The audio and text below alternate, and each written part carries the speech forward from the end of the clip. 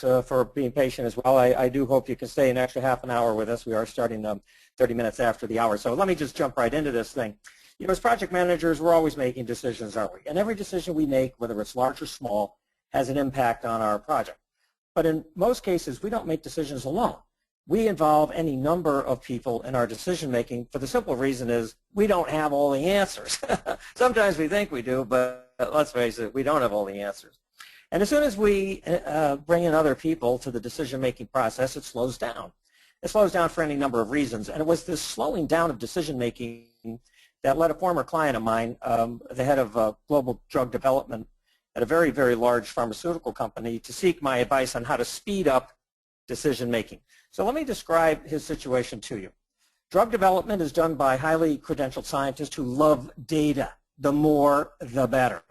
It's done in most parts of the world in a highly regulated environment where all decisions are data dependent and any mistake can cost lives and millions of dollars. And it's done in a highly risky and extremely costly environment. Let me show you what I mean. You have any idea how much time and money it takes to develop a drug? Well, according to the Tufts University Center for the Study of Drug Development, on average it takes about 11 years and $1 billion US. Just think of all the decisions that are made throughout this life cycle. It's almost impossible to count. However, if they make the right decisions in this business, and they make them in a timely manner, they might just have a blockbuster drug on their hands, which by definition, in that business, a blockbuster drug earns $1 billion a year in revenue, or $2.74 million a day. Now that's a nice day's pay. But think of it another way. Every day that that drug is not available, they're losing $2.74 million. But wait, the numbers can get even bigger. If you really have a winner on your hands like Lipitor, the numbers are astounding. At its height, Lipitor earned Pfizer in 1 year, in 2006, $13.6 billion or $37.3 million a day. Over its 14-and-a-half-year lifetime, it generated revenues for Pfizer of more than $125 billion in sales. Is it no wonder that the global head of drug development wanted to speed up decision-making? This company had millions, if not billions, at stake. So in our session today, I'll present some pragmatic and concrete ideas as to how you can make better, faster decisions. After all, the projects you manage all have their economics too. Do you know, for example, what it's costing your company right now in revenue and profits or other costs for every day you don't complete your project according to your plan? Go back and figure that one out. You might be surprised. So what does a project manager need to make better, faster decisions? I think PM needs three things. They're not the only three things, obviously, but these are critical. The first is accurate information at frequent intervals from reliable sources. One of the United States' largest insurance companies, IT group, that I was working with for a number of years, couldn't agree as to what constituted a status report. They had philosophical discussions about what should be in a status report and what shouldn't be. Another company I met in the energy sector used 12 metrics that reported status every 2 weeks. Who do you think could make better, faster decisions? Second thing I think you need is a willingness to make decisions under uncertain conditions. Do you, like the head of global drug development, work with some people who never have enough data or time to make a decision, and how frustrating that is? I bet you do. And third, a project governance structure that pushes decisions down to the lowest possible level. Militaries around the world are letting go of the old command and control structure of the past and are pushing decision-making down the ranks. I'm going to take each of these areas and go into a little bit more detail and give you some ideas to put these three notions into place. So let's begin first with accurate information. What does it really tell us? And where do we find it? After all, accurate information can really be anywhere. Well, I think accurate information tells us three things. It tells us what happened in the past. And when I say the past, I'm not referring to lessons learned from previous projects. I'm talking about the past for your current project. We spend a lot of time in the past on projects, probably more than we should. Look at it this way. Every report that lands on your desk or hits your screen is like reading a history book, isn't it?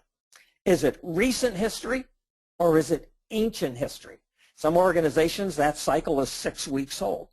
So the key is, how old is that data and how useful is it to help us predict the future? We'll look at some examples. I think accurate information tells us about the present. Although we spend all of our waking and sleeping moments in the present, I think we give it a bit of short shrift when it comes to managing projects. It's the present, not the past, that governs our future. It's what you and your project team are doing right now that'll dictate tomorrow's results. What's your team doing right now? And it also tells us about the future. On projects, everybody's obsessed with the future, aren't they? You, your team, the client, the boss. They want to know, when will the project be done? There's a lot of anticipation. I mean, how many times have people asked you on a project, when will it be done? That's probably the question that is asked more often than any. We hedge our bets all the time. And we do so because we don't regularly employ a good to help us do the hard work of predicting the future. So that's what I think accurate information tells us. So now, where do we find it? Well, we find all this information in our project reports and dashboards that many PMs and PMOs employ, and I'm sure you're all very familiar with these kinds of things. So I won't go through all of this. I mean, just take a look at it. You get this stuff day in and day out. Burn down charts and burn up charts, by the way, are for those folks who are in the agile software development business. That's one of their key tools. So all this info is helpful. It is helpful. It tells us where we've been, but it doesn't tell us necessarily where we're headed. Not necessarily. So project reports, to me, are just the tip of the iceberg. And I know this is somewhat of an overused analogy, but you know what? It works. But I have a different perspective on this that I'm going to share with you now. You probably remember when you were young and learning about icebergs, that icebergs actually migrate, don't they? And there are two physical forces that cause icebergs to migrate: wind and currents. Which of these has the greatest impact on their movement? Well, if you answered currents, you'd be right. Why is that? Well, because there's a lot more ice under the water than there is on top of the water, so the current is going to have more of an effect. For example, many project managers complain that time and cost are problems on projects. Not really. I disagree with that. Time and cost are results. They're outcomes. They're not the causes of problems as a general rule. Time and cost are the tip of the iceberg. It's what's moving the berg, the part you don't see, where the issues are. If we see and collect information we don't like on these project reports, we can get mad, we can fire people, but one thing we can't do is change it. That's why it can be of limited use in the active management of our projects. That's why we need to focus on the present. And the present is all around us. And there are ways to find accurate information about the present.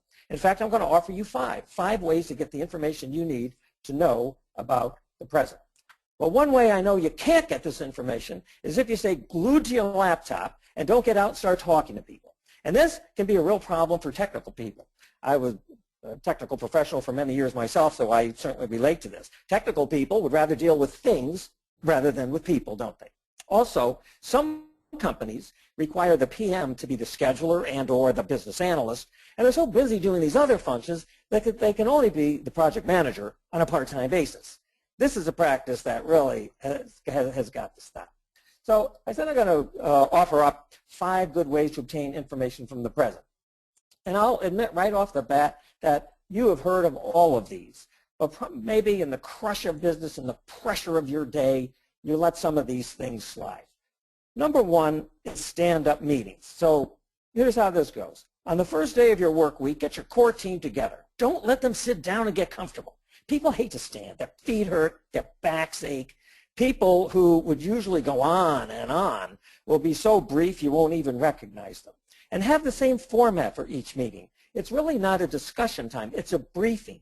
Each person answers questions like, what did I do last week? What am I going to do this week? What are the major risks that I believe I'm going to be facing this week? You'll be surprised what you can find out in such a short period of time. In Agile software development, they have daily stand-up meetings.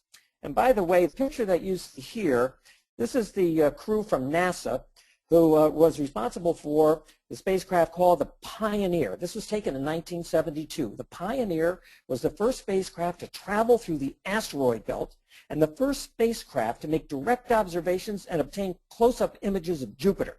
Pioneer 10, now more than 7.5 billion miles from Earth, is the farthest spacecraft in the solar system. These guys in 1972 had stand-up meetings. Nothing new here, but it works. MBWA. This is not a master's degree in business something or other. This is management by walking around. This was popularized by Tom Peters and Bob Waterman in their 1982 bestseller. Some of you may have read this, In Search of Excellence. You might think this was old, but let me ask, do you think that talking to people will ever go out of style as a form of communication? Well, I knew it did when I read an article about the legendary A.G. Lafley, CEO of Procter & Gamble, because he gave talking to people a new name. He said it was high-touch communications, and he was encouraging his managers at P&G, at Procter & Gamble, to talk to people more, but he didn't say that. He said, you know, in business speak, he said, we need more high-touch communications. And as you do this, remember the 80-20 rule. Listen 80% and speak 20%. Listen 80% of the time and speak 20% of the time. This is not the time for you to pontificate. Only the pontiff can pontificate.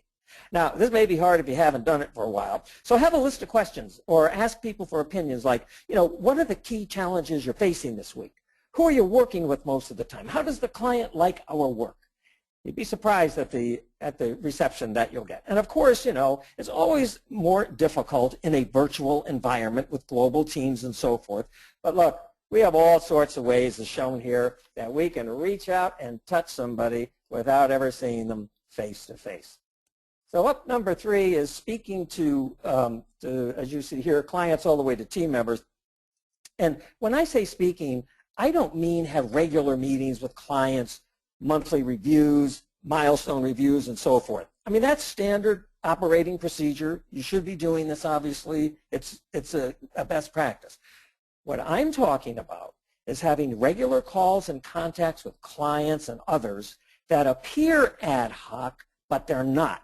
That you're purposefully making informal contact with people to see how things are really going, because we all need to gauge the reaction of our stakeholders and others apart from the formal mechanisms that we put in place for communication. I worked with one of the big 5 consulting firms for a number of years, and when they went into a client, they teamed up their senior partner with the client's VP, the partner with the business unit head of the client, and PM of the consulting organization with the PM of the client. And each one of these people, the senior partner, once a month would take somebody to a nice dinner or golfing or to some event. The partner would have lunch. The PM would have breakfast. You know, all in the way of obtaining informally information about what's really going on. And look, you don't have to have big bank accounts to do this. You don't have to take someone out for an artery-clogging steak dinner. You know, you can buy them a nice cup of coffee from time to time. It works wonders when you do it informally. We all hear about networking, obviously, and it comes in many forms. I'm not suggesting that you turn every one of life's events into a networking function, but, you know, we should be bringing our team together. We should be inviting our users or our clients. We should be talking to our peers about what they may be hearing about how things are going. Networking with managers of people on your team, because you're in a matrix environment, your functional managers are providing these resources to us.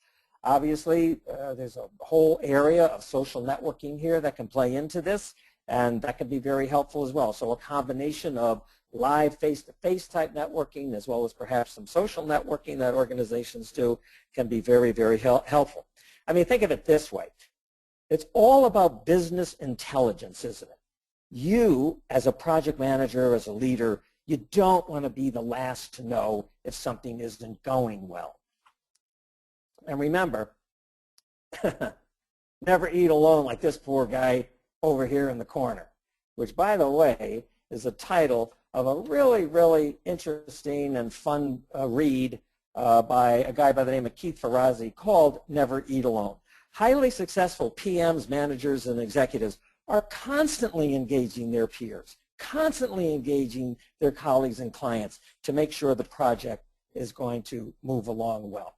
And by doing all of this, they are staying in the zone, so to speak, because they want to know where their iceberg is headed, and you do too. Now, let's talk about the future. If we have accurate information about the past and the present, this will certainly improve our ability to predict the future. And predicting the future is tough business. But here are some ways that I have used and that have been passed along to me by others that work actually pretty well. One way is to practice relentless risk analysis, as I call it. Build risk management into your MBWA. So when you're asking questions, the majority of them are about the future. Like what risks are we facing here? What could happen? How likely is it to happen? What's our impact? If you do this constantly, you will get your team to always start thinking about the future, and you're building in a very, very strong culture of risk. There are a lot of tools and techniques that are available, from strategy meetings to the Delphi technique, highly quantified techniques such as Monte Carlo analysis, and earned value management. That's a whole other system, so to speak, which takes information about the past, and depending upon how you see the future, you can have some sense of where the project is headed. So EVM is something that is used. It's not used a lot by many organizations, but certainly those that use it find it certainly extremely valuable. How about this as an idea for you? And that is to think about what your project leading indicators are. Project reports, the stuff you get in project reports, those are lagging indicators, aren't they? What are your leading indicators? In the United States, for example, and in other countries, economists use what's called an index of leading economic indicators to try to figure out where the economy is going. In the U.S., we have 10 that are used. One of the 10 is called the Consumer Confidence Index, and that measures on a monthly basis consumer expectations, how good they feel about spending their money. That's important in the United States because our GDP, 70% of the U.S.'s GDP is driven by consumer spending. It's me buying a laptop, a big screen TV, washing machines, dryers, new cars. 70% of our GDP is based on consumer spending. So economists want to know how people feel about the economy. So they collect this information on a monthly basis along with 9 others to try to predict where things are headed. Now, how about this as an idea for you? A stakeholder confidence index. Ask your key stakeholders on a regular basis how it's going. While you may judge progress and performance on time, cost, and scope, chances are your stakeholders are measuring you not only in those ways, but in other ways as well. And you need to know what they're thinking. And you need to collect this information at frequent intervals on a regular and frequent basis, because this instills a discipline in your management and control system, and regularity enables you to look at trends. And if you look at these trends, you'll be able to make faster decisions if you understand the trends of the data. Years ago, I went into Johns Hopkins University for a physical. Johns Hopkins University is very, very well known in the United States. It's a premier medical institution. And they provided physicals, not for free, believe me, not for free. So I said, okay, I'll go to Johns Hopkins. My wife said, you need to go there and get yourself checked out. I went in there for an entire day. I went through, as they say, a battery of tests. When I was done, I sat down with the lead physician, and he says, everything looks good except this one number here. I won't bore you with all the details. He said, but you know what? He said, that's just one data point. I don't have numbers before this, and we need to collect numbers after this. This number here is an interesting number. That could be just you. That could be maybe something's wrong. He said, I really don't know. So we really need to start collecting this number more frequently, because then I'll be able to see the trends. Well, your project reports are the same way. Here's what one client did that I worked with to establish a leading indicator.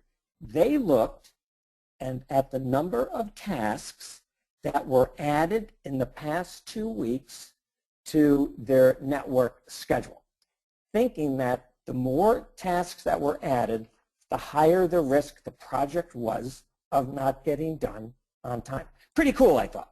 And you need to get all this stuff from reliable sources. You need to make sure that the people that are reporting to you, that they're doing so fairly and honestly. It does you no good whatsoever to have your team or stakeholders, fudge the numbers, or exaggerate them in a positive way. You want the unvarnished truth, as they say. So, what is the key to honest reporting? Well, I think the answer is simple. We don't punish people if they bring us bad news. If you do this, you won't get the truth.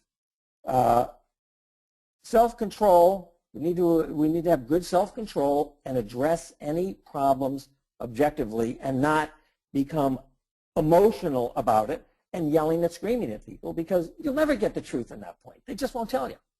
So we spent the last few minutes talking about information collection.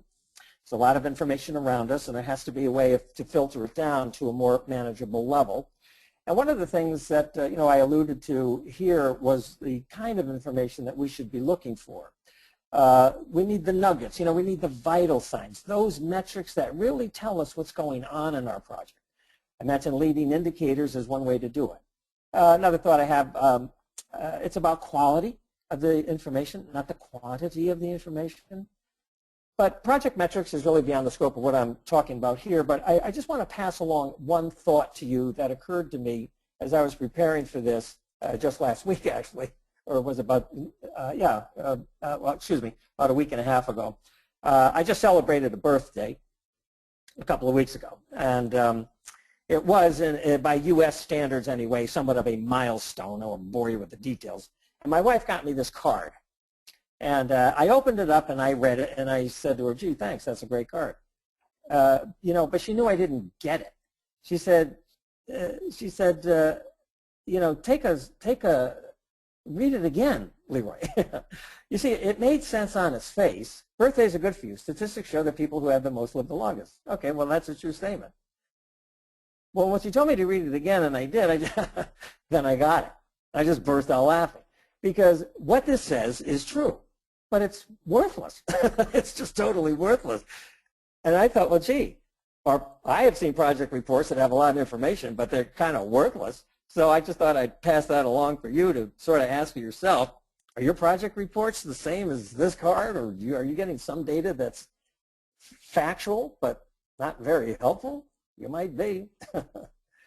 We can have all this information from reliable sources, but some people struggle to make decisions. They do.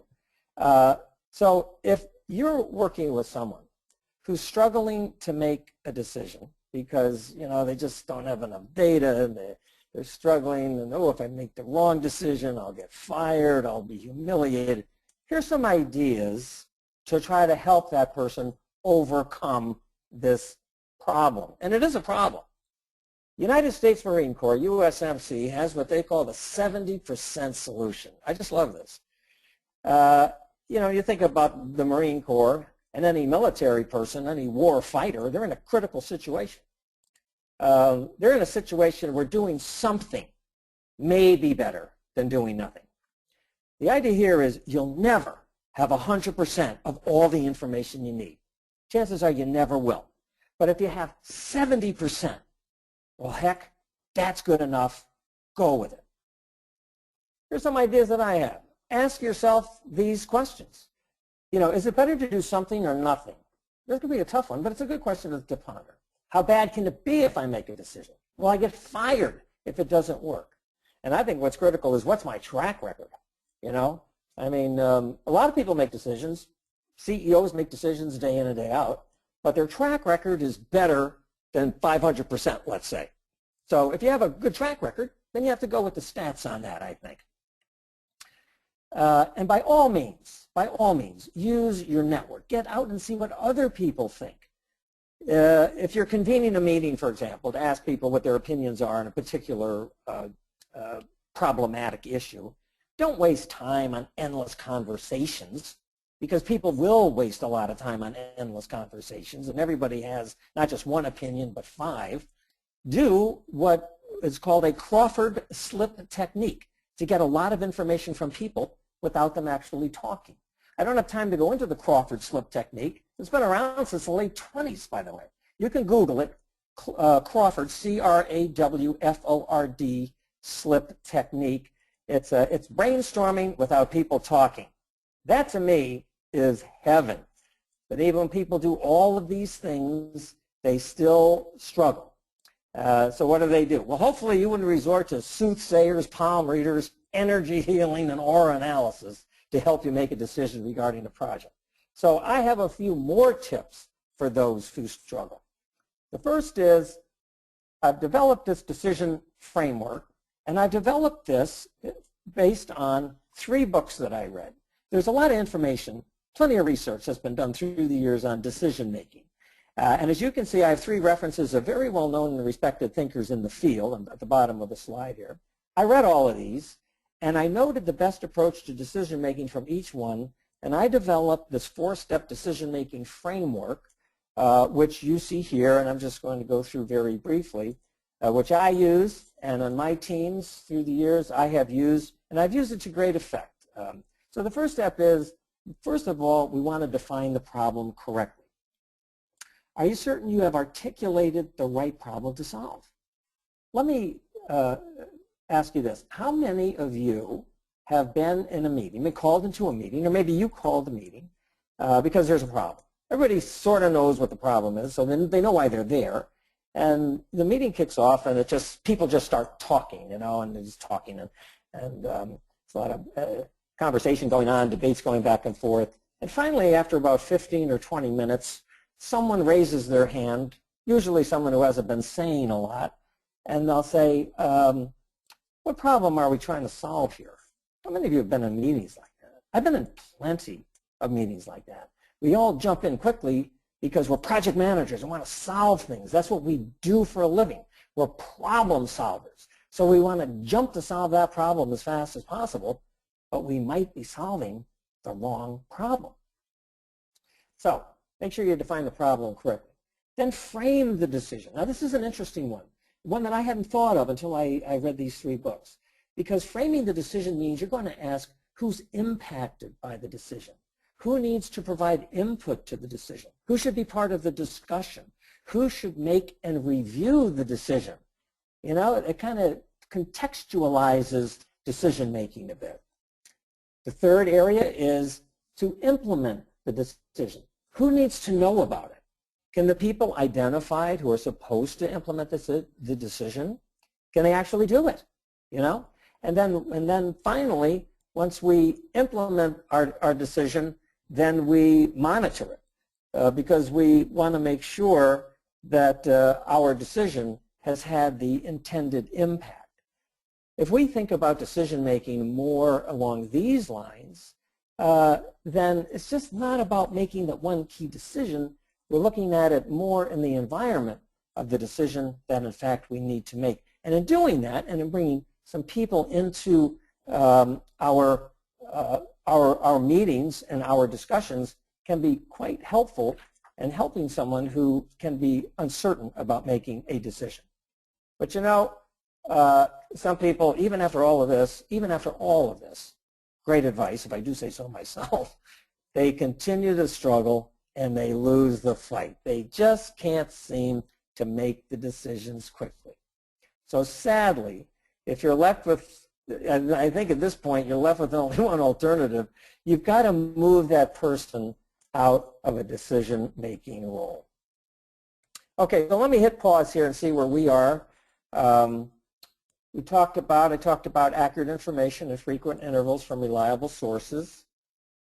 We looked at willingness to make decisions under uncertain conditions.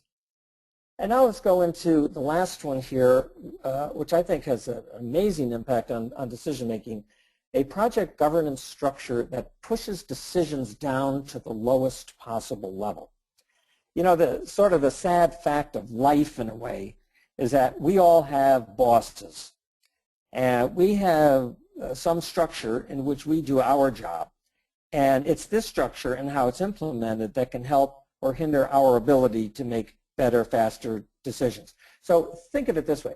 As a project manager or as a manager or leader, you work in an environment that's created above you, some structure of decision making that's created above you.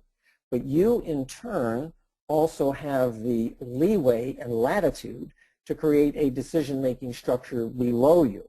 That decision-making structure below you can be complementary to the one above you, or it can be radically different. It really depends on how you want to do it. So what I'd like you to do for just a couple of seconds is I want you to think of the current governance structure under which you work. Let's think about that for a second. And if you had to describe it, would it look like this? Obviously, I'm kidding, but many organizations actually struggle with this. Every time we use the word governance, many project managers think of their process and what they need to go through to get decisions made. Many PMs through the years have told me they are made to feel as if they're on trial almost. So I think executives need to ask themselves the questions, how onerous is the decision-making process and the governance structure? Because the governance structure is all about decision-making, isn't it? How onerous is the governance structure that they have put into place?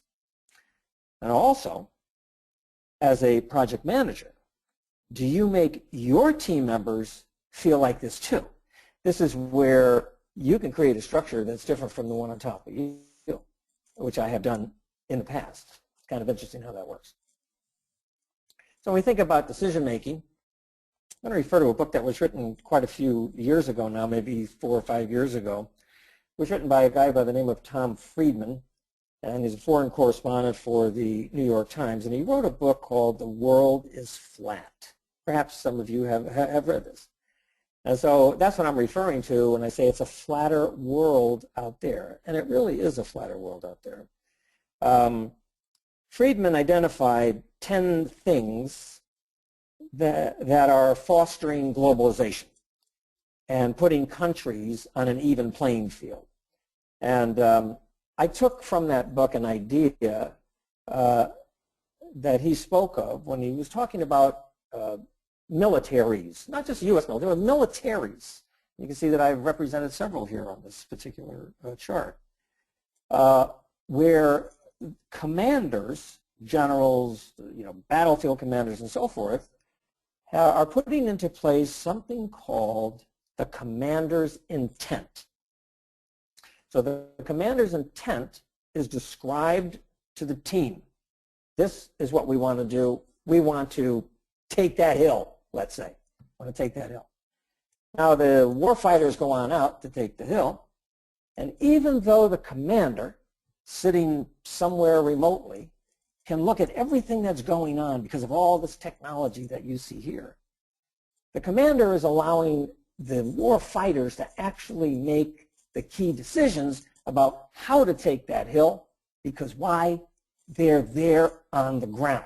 That doesn't mean that they make all the decisions, because sometimes a broader perspective remotely is going to be more helpful. But the idea here is that the commander doesn't know everything, and that the war fighter has access to the same level of data and information that the commander has. Look at this guy here, for example. He's a walking antenna. I mean, this guy's a human network. He is directly connected to the data sources that are going to save his life. It's truly a digital battlefield. So commander's intent. So what's the point of all of this? Well, I think it creates an opportunity for us to think about our own governance structures, whether it's above us or below us, and how we can take this concept and apply it in our work. So think with me, if you would, the governance structure that you have created for your team. Not the one above you, excuse me, but the one that you have created for your team. I want to ask some questions. What's your governance structure? Do you let team members make decisions? Are they connected to the data source? Do they have access to all the information that you have access to? Well, chances are, if you're running a fairly sophisticated project, they will. You might be using some pretty powerful PPM software that everybody can access, and they can see everything. Everyone can see everything all the time because everything is transparent and it's online. And allowing team members to make decisions, or are you the type of project manager that is more of a command and control kind of a person? That works. I'm not against that, because certainly it works. It can work. And in certain circumstances, you have to be that way. But more and more, we're seeing we're allowing team members to make their own decisions up to a certain point actually improves morale, productivity, and outcomes. Do you hold productive meetings? There's an awful lot of talk about meetings, isn't there? There's been, I don't know how many books have been written on how to conduct a good meeting. You go in any of these LinkedIn groups, someone's always posting a discussion about meetings. So I won't get into all those kinds of details, actually, but I will tell you this, because this is all very interesting. PMI did a study many, many years ago. I've been a member of the Project Management Institute since August of 1990, which is when I earned my PMP. I'm number 431. And in studying for my PMP exam, there was some monograph that I read and talked about a PMI study. So we're going back a long way. But you tell me if this isn't still the case. And what the study showed about meetings was that they did a survey. And the survey showed that when an individual was called to a meeting, they had to attend a meeting, they found that meeting to be almost worthless. They said, no, that's not very productive. However, when they called the meeting, they believed that their meeting was highly productive. I just get such a kick out of that. We think our own meeting, the meetings that we call, we think they're really productive, but most of the people sitting there don't find them productive. Unless they call a meeting, then they think it's productive. So think of it this way. In your meetings, do you have dynamics such as one individual just dominates the meeting all the time? They just talk over everybody and they just sit there and pontificate all the time. Do you have meetings that go on and on, seemingly endlessly? Are you really strict with your meeting times? Are people, for example, rolling their eyes by the time lunch comes in because they're just exhausted from sitting there? So I think there are a number of things obviously we can do and I can do. I'm always looking to hold better meetings. So not to say that I want people to want to come to the meetings, but I would rather that they not look at my meetings as torture sessions, if you will. Do you support the escalation process? Every project and program has an escalation process, doesn't it? I mean, there's certain things we run into, problems and issues, people, that we can't solve on our own. Your team members can't solve on their own, and maybe you as a project manager can't solve on your own either. So you have to escalate that. You try not to do it, of course, but there's a reason to have an escalation process, because sometimes you need it. So do the people on your team know if there's a problem, how to escalate it? Are they afraid to escalate it? There are some people, especially younger folks I've noticed, they're afraid to escalate things because they don't want to be seen as if they don't know something. They want to be seen as having all the information, having all the knowledge. So they're afraid to do that because it would reveal in some way that they're not knowledgeable, which is very, very dangerous. Other people don't escalate things because they're hard-headed, they're independent. They're like, I'm going to solve this if it takes me 3 weeks. They're just challenged by these things, and they want to get it done on their own because that's just who they are. However, that's not a good thing to do. You appreciate someone who has that streak of I can do it, but at the same time, if they escalated the issue, it could get solved more quickly. So we want to make sure that people understand when to escalate a problem, to whom that problem should be escalated, and that there won't be any negative consequences to them, basically if they do it, that they're learning as they're going. Every minute that is spent mulling over problems, trying to fight through them, not escalating, that means that decisions are getting delayed. That's what that means. And you can't afford to have that happen. And finally, do you quickly execute change? Change is, and I'm talking about project change in this case, not necessarily organizational change, although that's certainly evident on a lot of projects too, of course. But, project change is inevitable. You get change in a client routine or a project approach or something. How quickly can we make that happen? How quickly can we decide? Can we analyze our situation? Can we assess what the impacts are going to be? Can we make the decision to move forward or not? How quickly we do that is really going to be important to us as we move through our project life cycle. And so having a very clear and expressly written change control process where everybody understands this is certainly an extremely important factor when it comes to decision making. So I hope this gives you some good ideas, but before I wrap up and give you some final recommendations, I'd like to talk about something that some of you might have heard about, don't know. It's called the law of first knowledge. Basically is what comes first is true. It takes evidence to change and lots of it, and believing is seeing. Now some of you might be thinking, what on earth is Leroy talking about? So let me give you an example of this. So in law of first knowledge, we have a family goes off, a family of cave people, they go off on a hunt. Unfortunately, Grandma is eaten by a tiger. So what did this family learn real quickly? Always hunt with the elderly. That's pretty good. Always run faster than Grandma. And they certainly learned that tigers are bad. So this is the law of first knowledge in this case. Tigers are bad.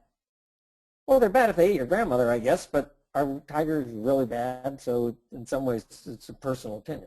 How would you convince this family that tigers aren't bad? Well, that might be difficult. But we do have to overcome the law of first knowledge. So how this works on projects is like this. Let's say you're making or presenting decisions, or you're talking to people about the decisions you make, and you have to make sure that they're on board with it. Let's take the software world, for example. Let's say that this team has been coding software using a very specific programming language for 10 years. And on your project, they're not going to be programming in that language. So they need to change to something else. Now that's a lot of change. And we have to make sure that they come along with us rather quickly in order to get the job done. So it's going to take a lot for them to change. If they've been on projects that have been co-located and now they're in a virtual environment, then that's going to actually introduce more difficulties in changing because people aren't together. So what we need to do is we need to build a case for our decisions so people can accept them faster. Just because we say something doesn't make it true. Simply because we say something is not going to make people want to do it. So I think it's very helpful to explain our rationale, build a case for the decisions. Hopefully people come on board, and if they don't, then you have to take stronger action. But I think it's always a good idea to start with that approach first.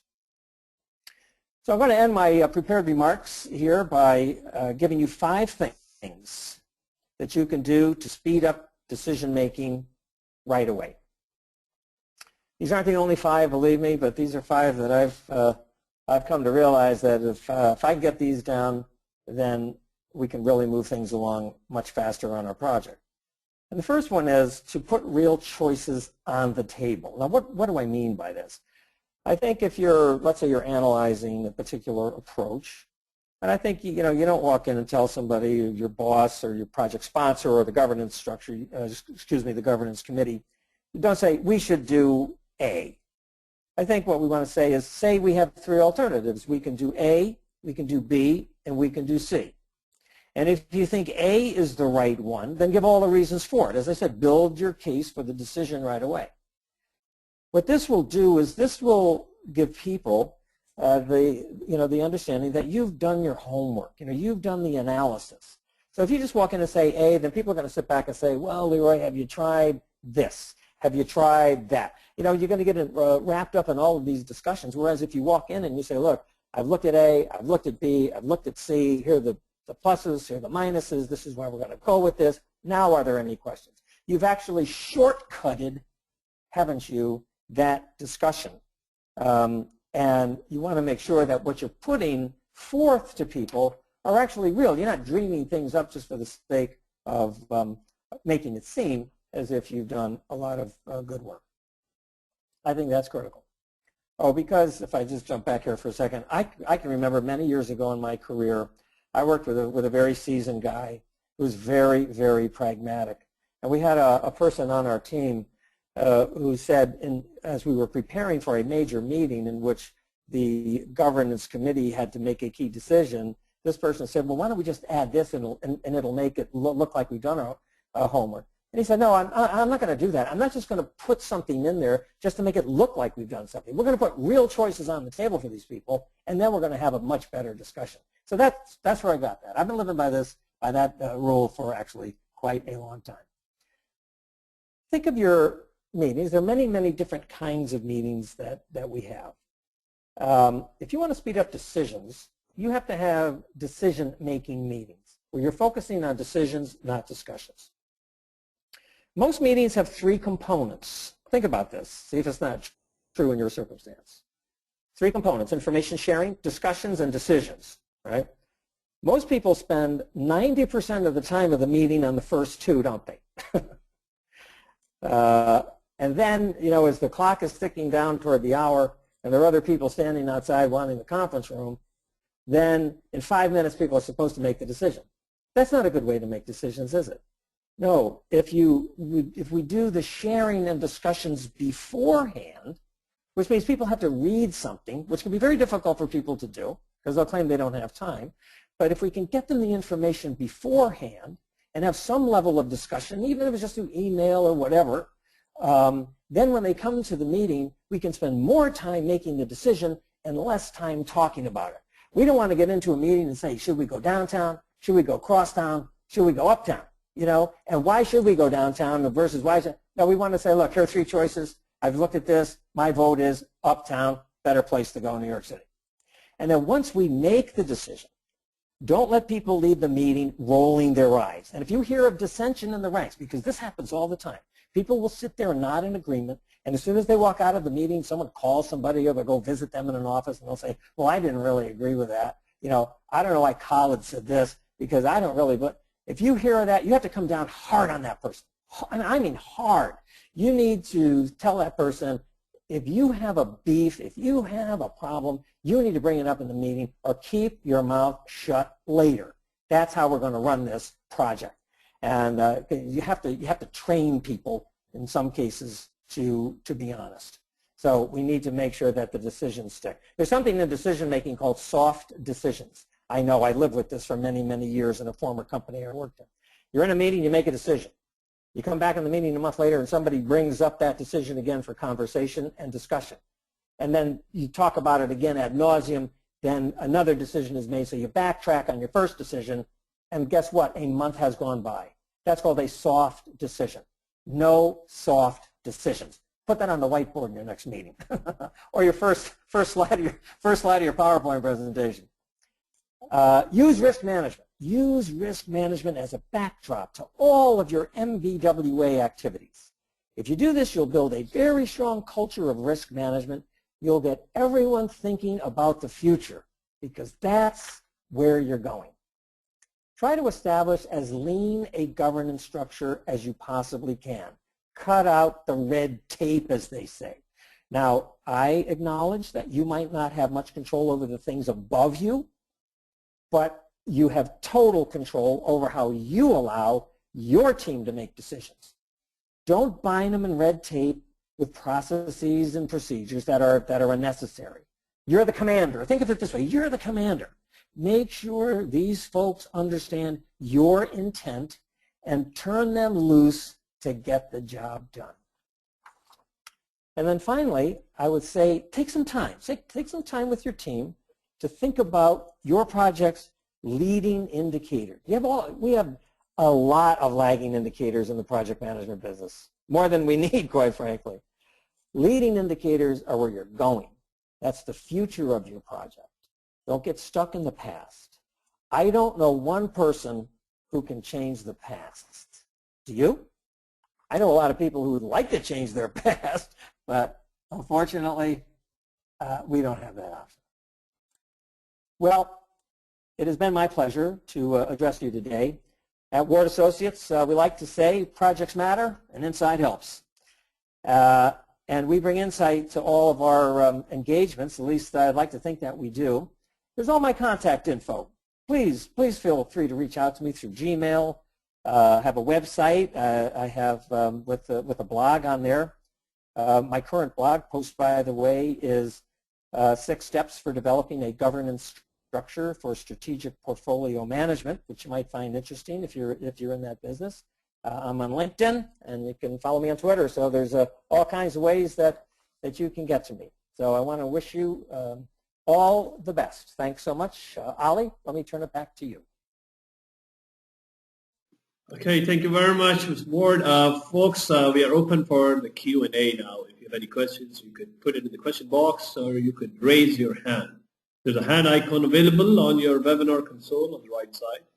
If you click on it, I shall give you an opportunity to speak, Mr. Ward, also. But let me go straight to the question box. There's a question already posted from Mr. Arthur Richard. The question is, if you use a governance structure that pushes decisions down to the lowest possible level, where will accountability sit? Do we focus on results alone, or is there a moment of accountability for the results? Yeah, certainly that's a great question. And I would like to clarify a bit, Mr. Richards, that pushing it down to the lowest level it is a relative term, if you will. It doesn't always mean the lowest person in the organization, if you know what I mean. The lowest level where the decision can be made. The accountability, in my view, always rests with the project manager. I mean, you know, that's our job. So we have to make sure that as we're pushing our decisions down, that we know that we have the right people with the right skills and the right judgment to make those decisions. Not to say that people will not make the wrong decisions. Of course they will. But that's how, you know, certainly that's how I learned. I'm sure that's how you learned coming up through the ranks in your field. So we have to keep an eye on people. And, you know, we have to have a good sense of who these people are. And so if I know I'm going to allow a certain person to make a decision, I'm going to follow up with that person, see how it goes, see, you know, what their assessment is of their own decision. So it's not just let them go and forget about them. I didn't want to convey that at all. But follow-up certainly is helpful. And remember, I did in my decision framework say we want to monitor how that decision actually took place. But accountability, always at the project manager level.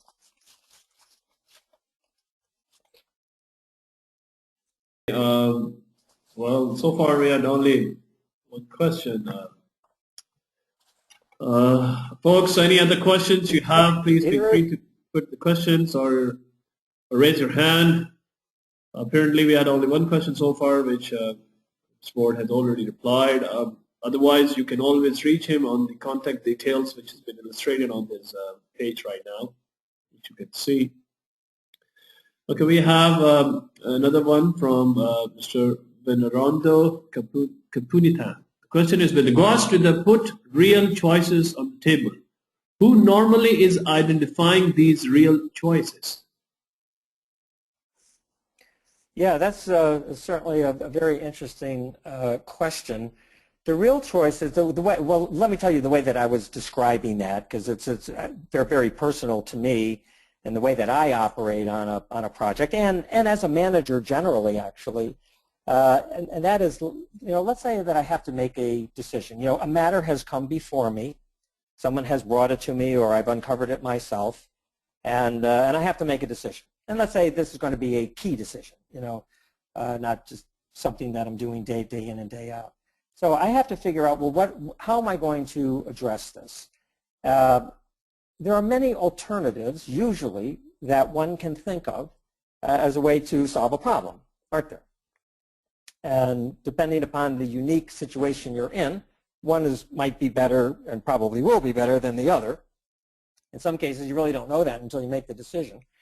But as I identify my alternatives for making this decision, I have to see, well, which one are the real ones? Someone could say, well, Leroy, let's try this.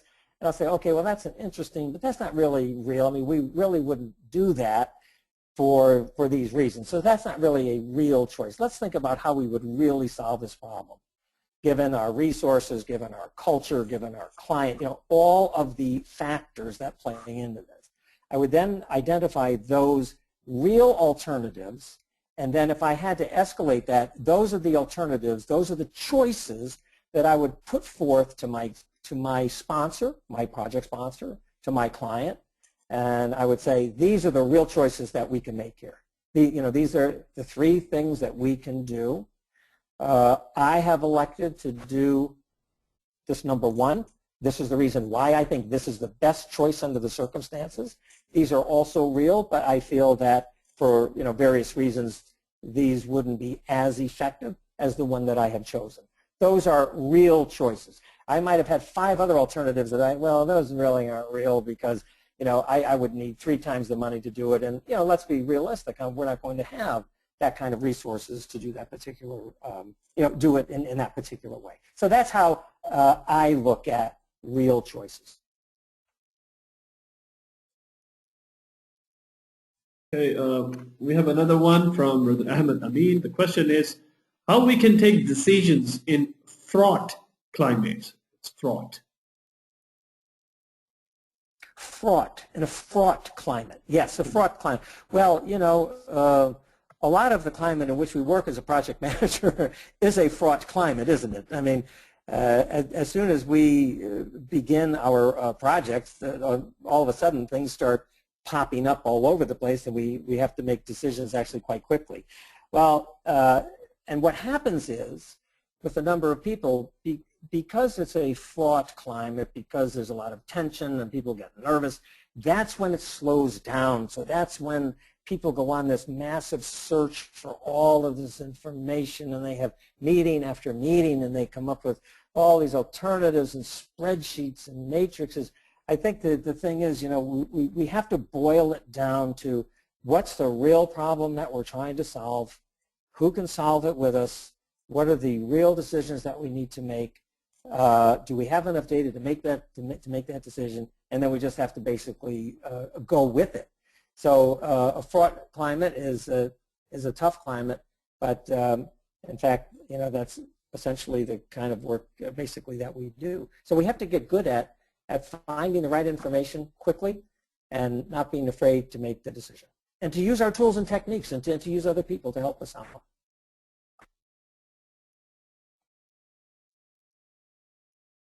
Okay, that really brings us towards the end of the webinar. If you have any questions, okay, we have one last question. Let me read it over also from Mr. Imtiaz Kotwal. The question is, if you escalate an issue to someone's manager, is there a risk you may affect the relationship with that person? Well, yeah, I would think so. I mean, I think there's always a risk in doing these kinds of things. So I think one has to be very judicious in which particular issues to escalate. The ones that are usually the most difficult ones to escalate have to do with personnel issues, don't they? I mean, some issues to do with the work itself,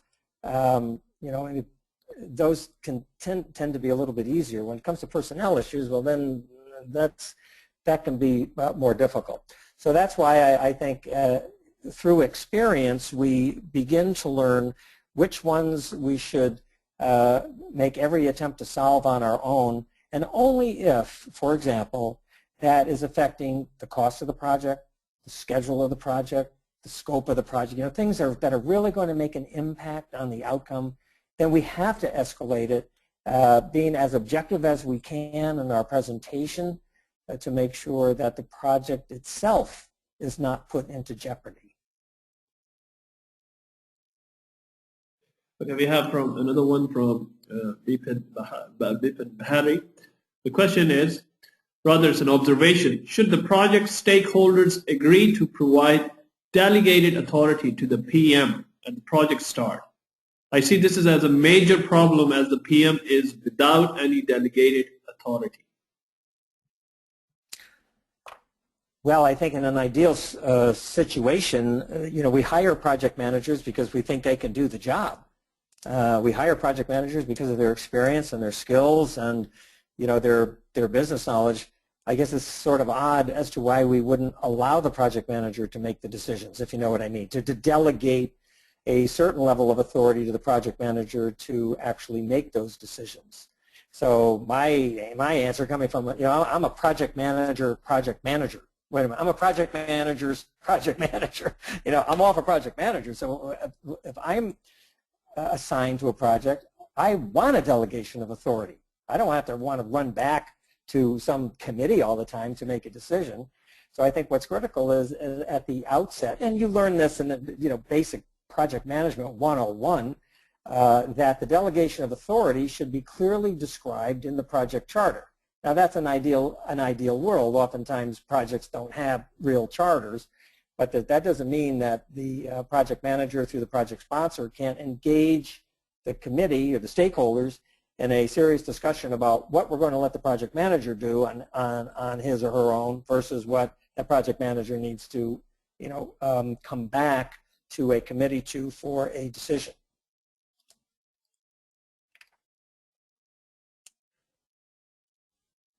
Well, that really brings us towards the end of the webinar. I would like to thank you, Mr. Ward, especially on behalf of Madinah Institute for Leadership and Entrepreneurship and PMI Arabian Gulf Chapter for investing your time and delivering this webinar. We really appreciate it, and we are very thankful to you.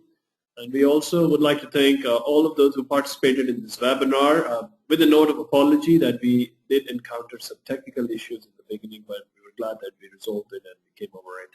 So once again, thank you very much, Mr. Ward, and thank you all of those who attended this webinar. I'm going to end this session now, so you all will be automatically dismissed out. You all have a good day, good afternoon, good evening, wherever you're calling from. Assalamu alaikum wa rahmatullahi wa barakatuh.